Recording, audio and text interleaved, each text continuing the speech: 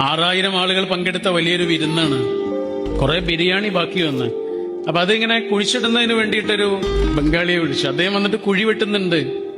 അദ്ദേഹത്തിന് അറിയൂല ഇതെന്തിനുള്ള കുഴിയാണെന്ന്. അങ്ങനെ കുഴി വെട്ടുന്ന സമയത്താണ് നല്ല സുഗന്ധം വരുന്നത്. ബിരിയാണിയുടെ സുഗന്ധമാണ്. അയാൾക്ക് മനസ്സിലായി അത് ബിരിയാണിയാണ്. ഇതൊക്കെ ആലോചിച്ചുകൊണ്ടിരിക്കുമ്പോഴാണ് വലിയ ചെമ്പുകൾ ഇങ്ങനെ വരുന്നത്. ധാരാളം ബിരിയാണി ബാക്കിയുണ്ട്.